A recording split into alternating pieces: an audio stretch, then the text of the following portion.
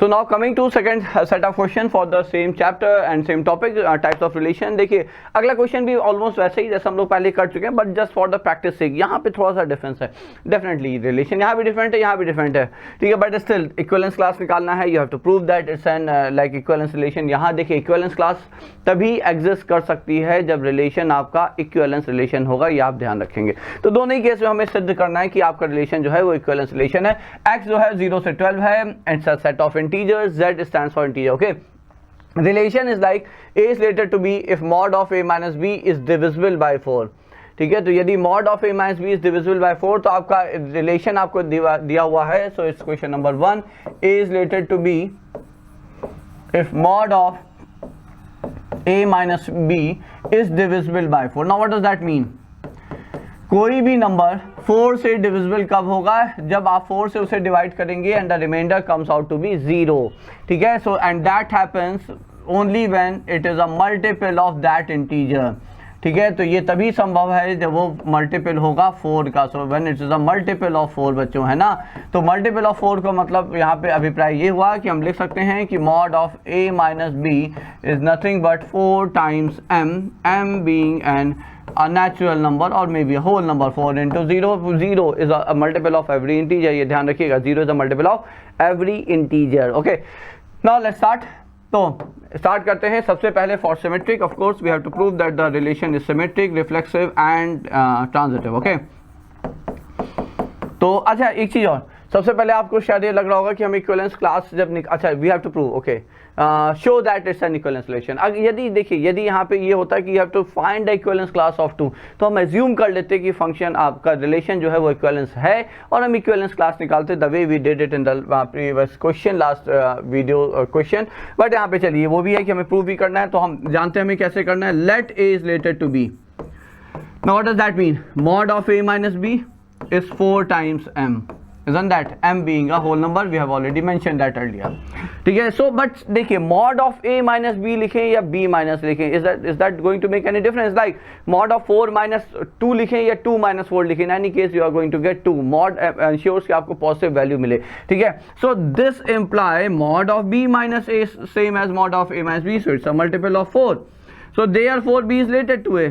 Isn't that? आपने a और b की पोजीशन इंटरचेंज की और रिलेशन होल्ड कर रहा है. What does that mean? That means b is related to a also. That means it's a symmetric relation. So hence it is a symmetric relation. तो ये आपका एक symmetric relation हो जाता है यहाँ पे. So that's a symmetric relation. Okay, now for reflexive. तो reflexive के लिए आपको याद होगा हमने लास्ट क्वेश्चन में भी कहा था, ठीक है, कि वो आइडेंटिटी टाइप का स्टेटमेंट आना चाहिए for reflexive. So for the relation to be a reflexive relation, ठीक है, ये आपका होना चाहिए. तो आपको पता है क्या सिद्ध करना है? We have to prove that a is related to itself for all a in the given set, और गिवन सेट आपका 0 से 12 है. ठीक है, तो फॉर ऑल a आपका a is related to a, that is mod of a minus a is a multiple of 4, but mod of a minus a is how much? It's 0. So 0 is a multiple of 4, which is an identity statement because 0 is a, as I said, is a multiple of all the integers. ठीक है, तो अब यहाँ पे a कुछ भी रहे ये तो 0 ही आएगा, और 0 हमेशा ही आपका 4 का मल्टीपल है. Therefore a is related to a. ठीक है, so this implied relation is a reflexive relation also. तो यहाँ से हम कह सकते हैं कि रिलेशन आपका reflexive relation भी है. Now moving to the last part for transitive. तो transitive के लिए आपको क्या करना है? आपको दो रिलेशन यहाँ पे assume करने हैं, a related to b and b related to c बच्चों, है ना. तो a related to b, let us assume this, and b is related to c. So that's what we are assuming. Now a related to b imply आपका जो mod of a minus b है, now that's a multiple of 4, and b related to c imply mod of b minus c is a multiple of 4. So I'm using n here. Both m and n belongs to the set of whole numbers. Okay. अब यहाँ पे देखिए mod हटाते हैं. हमें पता है हमें b यहाँ से b से हटाना है. भाई हमें क्या शो करना है? If at all it has to be a transitive relation, we have to show that a is related to c. ठीक है, तो b c से हटाना है तो उसके लिए mod ओपन करना होगा. ये हमने लिख दिया प्लस माइनस 4m. mod हटाते हैं, प्लस माइनस लगाते हैं बच्चों, है ना. प्लस माइनस 4 है. Now just simply add them. आप इन्हें बस ऐड कर दीजिए. ऐड करते ही ये b और ये b कैंसिल हो गया. a माइनस c आपने प्लस माइनस 4 कॉमन ले लिया. m प्लस n या m minus n doesn't make any difference the way you want to right.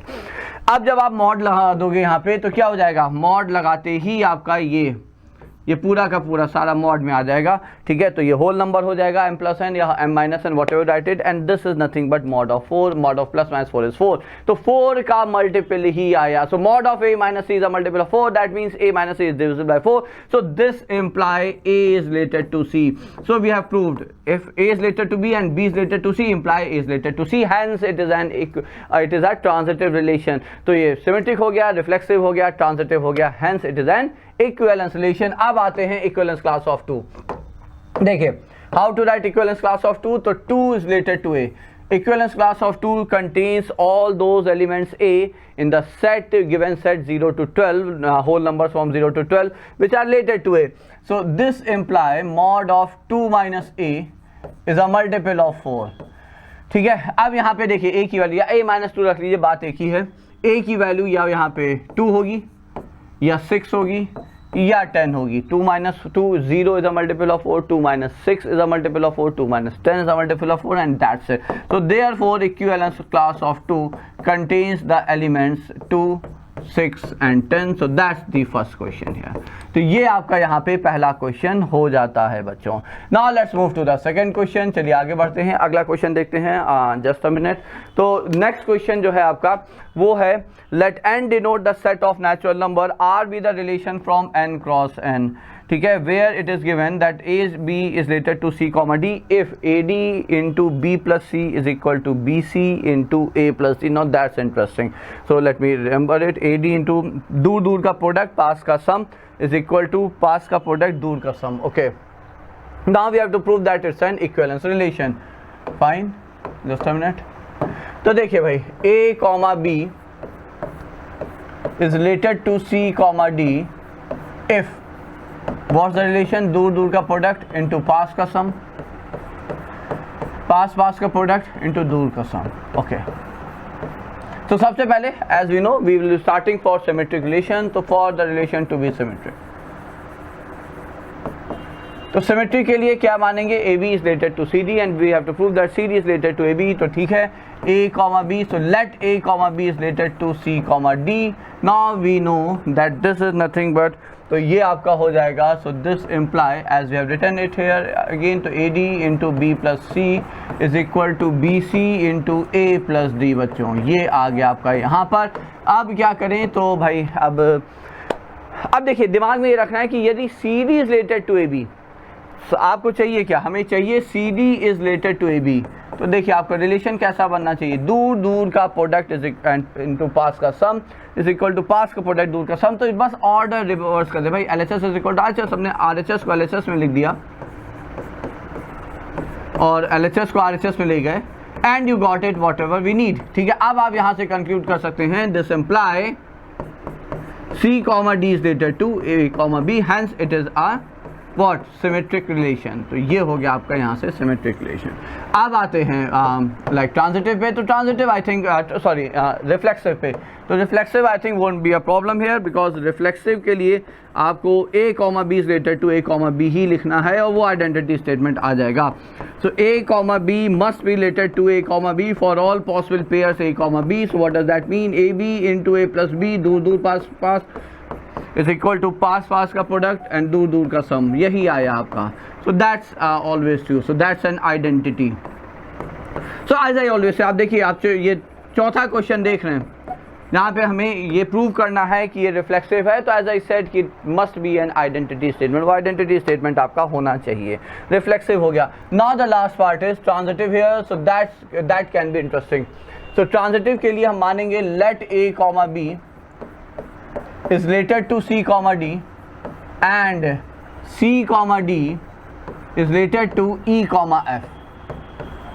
ठीक है, we have to prove that ab is related to ef. that means वही बात है कि हमें c comma d जो है वो b से सीन से हटाना है. तो पहले लिख लेते हैं. तो ये क्या इम्प्लाई कर रहा है, ये इम्प्लाई कर रहा है ad into b plus c is equal to B C into a plus d है ना. और ये इम्प्लाई कर रहा है आपका C F into E plus D is equal to E D into C plus F, है ना. ये हो गया आपका. Okay, So we have to eliminate what? We have to eliminate here. एक बार चलिए, अब आई थिंक यहाँ पे बेहतर रहेगा यदि हम डी बी सी एलिमिनेट करना है. Just a minute. Okay, divide करेंगे A plus D. I think it will better if you open it. A B D plus A C D is equal to A B C plus B C D. ये एक आया. तो यदि हम C D को यहाँ लेके common लेते हैं, बी माइनस ए हो जाएगा, और फिर बी ए बी कॉमन ले लेंगे, सी माइनस डी हो जाएगा. Let's do it. देखिए, इसको उठा के हम बी डी सी डी, ये वाला टर्म उठा के धर लिया, तो ये हो गया आपका सी डी कॉमन लिया तो ये हो गया ए माइनस बी. बाकी ये वाला टर्म उठा के उधर ले गए, B common A B common ले लिया और ये हो गया सी माइनस डी. ये एक हो गया. इसी तरह से इसमें जरा लगाते हैं कुछ जुगाड़ बच्चों. तो ये हो जाएगा C E F plus C D F is equal to C D E plus D E F, है ना. अब वापस से सी डी वाले टर्म एक साथ करते हैं, तो सी डी वाले टर्म एक साथ किए, C D into F minus E is equal to E F common ले लिया and this is D minus C. Okay, E F common ले लिया, this is D minus C. यहाँ से हमने बी सी कॉमन लिया था, so that was C minus. Okay, anyways अब यहाँ पे डिवाइड कर देते. I think now we are ready with that. अब डिवाइडिंग दिस 1/2. देखिए, जैसे आप डिवाइड करेंगे तो ये आएगा a minus B, C D और C D cancel upon F minus E is equal to C minus D cancel, but sign का डिफरेंस है वो हम लोग देख लेंगे, माइनस ई.